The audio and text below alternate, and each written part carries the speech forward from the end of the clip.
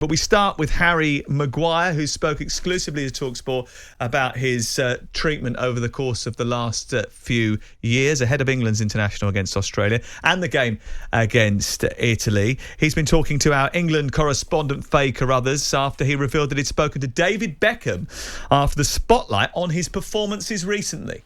Firstly, how did the call come about? And secondly, how much did what he said to you actually help you? No, it meant everything. I've spoke about throughout my career that David Beckham is someone who I looked up to and I watched when I was a young boy. Unfortunately, I didn't end up on the right wing and scoring and assisting as many goals as he has.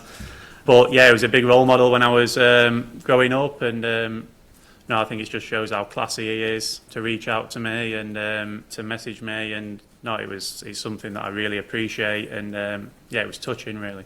There was no social media when he was there, and I've watched the documentary and the reminder of it. It was actually quite horrific what he suffered, and the past year for you has been really difficult to, I'm sure, for your family and friends, as you said, to watch. But how did he fill you with confidence that you're being resilient in this moment? Yeah, like I said, I don't want to go too much into the conversation, but what he did is he reminded me of the career that I've had today and the big moments that I've had in my career. And I think, like I say, when you're going through tough moments, you've got to think on past experiences and past memories and where you've gone in your career and what you've been through.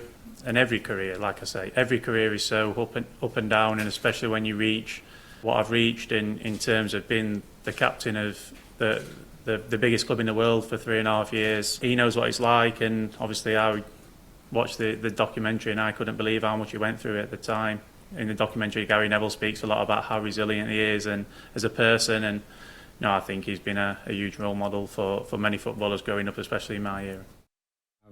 That's Harry Maguire speaking yesterday to Faye Carruthers, and it was fascinating. I thought he was mature, I thought he was erudite, he came across as resilient. I think he came across as someone who was taking things, and it obviously has affected him over the course of the last year, the treatment that he's got. And I think sometimes that has gone straight into really unfair territory with Harry Maguire. And I think we've even spoken about it on the podcast Premier League All Access, how it's Manchester United could have done a lot more to get him back in the team a little bit earlier, especially the problems they've had in the early part of the season. But I wonder whether or not we've learnt from the way that Beckham was treated in 1998, because sometimes it's gone a little bit over the top, hasn't it? Yeah, I mean, I don't think idiots learn generally. I think there's just idiots and some people who write horrible and personal things and stupid things and not constructive. I mean, there's a balance with everything. I've said on here, I think all footballers who are in the top level football, at top level football, have to take the good and the bad. You have to take criticism. You have to take some nasty stuff now and again, as long as I say nasty, wrong word, but like critical stuff. Because you're in a privileged position if you're captain of Manchester United and you earn what you earn. People say it's irrelevant what you earn. Well, it's not to most people. You're already being judged because you're earning X. And it was the same when we played. The only difference was we didn't have social media. I think he's been brilliant in the way he's conducted himself all the time. I've been fortunate enough to speak to him when I've met him over in Doha, and he's down to earth, got a nice family. He gets it. He's not daft. He's a Yorkshire lad. He knows. And he was part of the England fan group beforehand, wasn't he? I mean, he was going to Euro 2016. He was in the crowd. He knows what he's a down-to-earth lad who understands how fortunate he is to be in the position in, and he understands there's good and bad. And I think he has conducted himself as well as anybody could. But this isn't going to be the first. It's certainly not the last, it isn't the first, and it won't be the last, of somebody becoming a scapegoat, somebody getting hammered ridiculously for footballing reasons, which is just ridiculous. Do you think that the treatment has gone beyond the line when it comes to Harry Maguire? I don't, actually. I've looked at the David Beckham documentary, and I was quite young during France 98. I wasn't maybe fully aware of just how much vitriol there was directed towards David Beckham and for how long. I remember the images on the front page of the newspapers of the West Ham fan who hung a Beckham doll from a noose, and I don't think Maguire's been subjected to that kind of abuse. And actually, where's the abuse coming from? He gets a lot of it on social media, But match-going Manchester United fans have largely stuck by Harry Yeah, they Maguire. have, yeah, that's Match-going England fans... Hold on.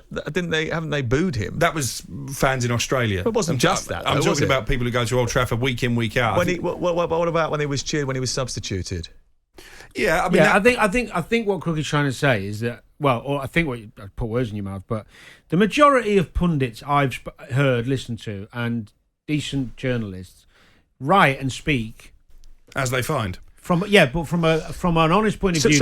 And I spent most of the World Cup in amongst the England fans, and there was no negative reaction from the England fans towards Harry Maguire. That England fans. He actually talks about the England fans, and the England fans have always given him support. I think actually it's social media. Exactly, it is social media. But listen, we all get stick on social media. Everybody gets stick on social media. It can be a cesspit. Let's at times. not pretend that he hasn't got abuse, because he clearly has. Otherwise, we wouldn't be having this conversation. Yeah, he has.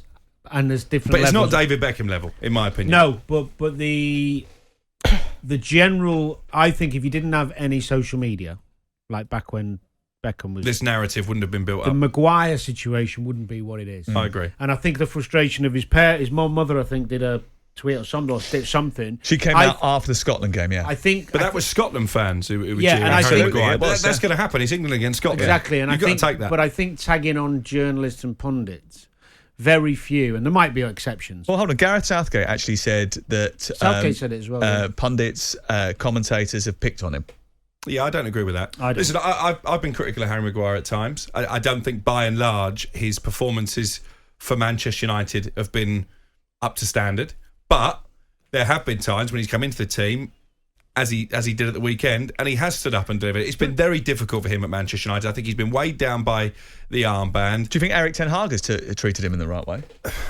I think Erik Ten Hag has decided that he's not his first choice player, and that's up to a manager's discretion. He's allowed to decide who he wants in his team. Do you think and who he Luke doesn't. Shaw's a better centre half than Harry Maguire? I don't think Luke Shaw did anything wrong when he came in at centre half. I'd have no issue with Luke Shaw playing at centre half. Yeah, but do you think that Harry Maguire should have dropped below Luke Shaw in the pecking order? Probably on performances. Really? Yeah, I think so.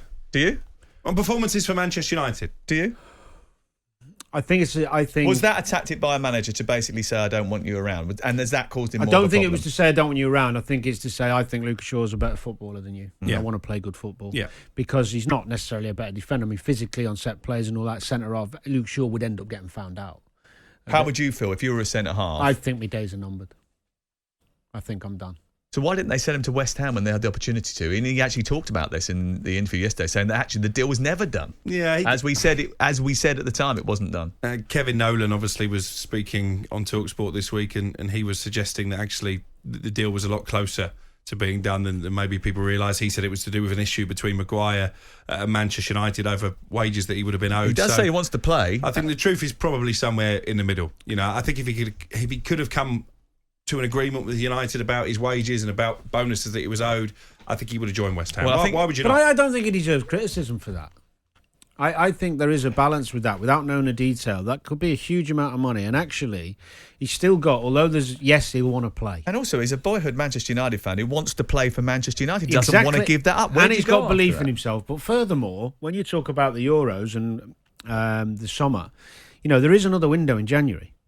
And there is an opportunity there if he want, whether it be on loan, whether it be to get game time. Why not give yourself that extra time if the deal wasn't And if right? you listen to him, he actually says during his interview yesterday, he says, I understand, I believe in my ability, I believe I can do the job, and I believe I will get opportunities, especially at Manchester United, because there will be injuries. And he's not wrong, is he? Because that's exactly what's happened. Yeah, absolutely. I think he's looked at those around him and he's thinking, you get injured every 5 minutes. That's and fair, so do you. Sam. But just going back to the other points worth saying, I think with the criticism sometimes on a radio show or a TV show or, doing sport, what we do, I think when you're captain of Manchester United and they're going through a bad side, you're always going to be talked about more than your partner in crime, which might have been Lindelof last season. Mm-hmm. Because you're the captain, because you came for big money. It's not because people want to get, it's not always, right, we're going to pick on him. I don't think it's personal. No, I think sometimes... Has it not come across like that over some point over the last year? The other thing is as well, don't you think it's been a little bit easy to sort of pick on him when there's other problems in that team? Yeah, I think so. But he has been the captain, but which is what Danny says. Hasn't that been the case over years and years? Possibly. There's certain players at each team that will get hammered Yeah. before the others, even if the others aren't playing well. Yeah. It's always been that way. 03717 2233 if you'd like to talk about it with us, we'd like to share our experiences with you. 81089 on the text. If you'd like to get in touch, I can't stand Manchester United and I'm a big Harry Maguire fan, says Andy, the Chelsea fan. But the way he's been treated is an absolute disgrace and people should be ashamed of themselves for treating another human being as they have done to him. Do you agree with that? 81089 on the text. We'll be taking your calls. 03717 2233 You're listening to Sam Matterface, Alex Crook and Danny Murphy on talkSPORT. talkSPORT Breakfast, waking you up Monday to Friday morning from 6 a.m. on AM, on DAB, via the talkSPORT app and on your smart speaker. talkSPORT.